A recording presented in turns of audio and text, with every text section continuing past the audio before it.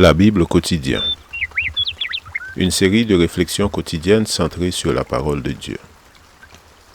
Que ce livre de la loi ne s'éloigne point de ta bouche. Médite-le jour et nuit pour agir fidèlement selon tout ce qui y est écrit. Car c'est alors que tu auras du succès dans tes entreprises. C'est alors que tu réussiras. Josué chapitre 1, verset 8.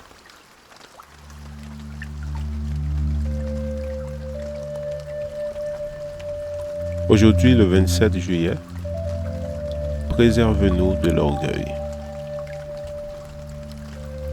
Garde aussi ton serviteur des pensées d'orgueil, qu'elle n'ait sur moi pas la moindre emprise.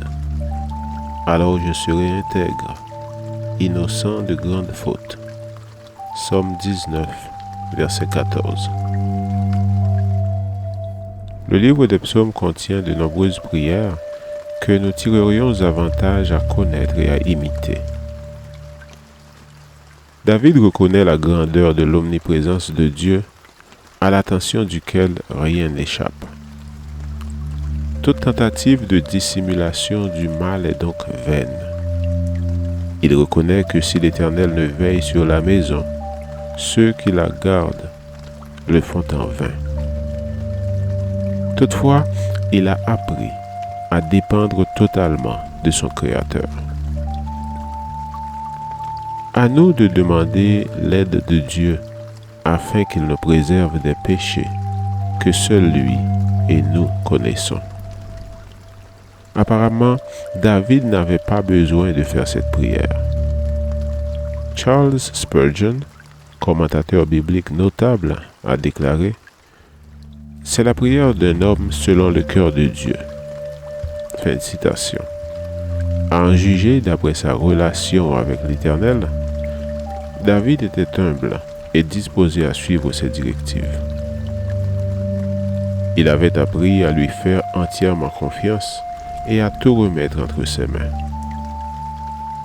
Il possédait tout, mais ce qu'il désirait désormais était de ne pas retomber dans la présomption en interprétant mal les bénédictions divines et en pensant qu'ayant le statut d'enfant de Dieu, il ne manquerait de rien. En tant que membre de la famille de Dieu, nous devrions partager les sentiments de David, car le péché d'orgueil est susceptible de nous contrôler si nous ne nous jetons pas aux pieds de Jésus dans un abandon complet. Nous pourrions avoir la prétention de penser « Nous sommes les enfants de Dieu », rien ne peut donc nous arriver. Il est vrai que l'Éternel prend soin de ceux qui lui appartiennent, mais ces derniers ne devraient jamais avoir l'arrogance de croire qu'ils peuvent se passer des directives divines. La possibilité de pécher est réelle. C'est pourquoi Jésus lui-même nous enseigne à demander sans cesse « Ne nous induis pas en tentation, mais délivre-nous du mal. » Seigneur, nous ne voulons pas nous rebeller contre toi, mais faire humblement ta volonté. Préserve-nous du danger de croire que nous y arriverons seuls. Délivre-nous du mal.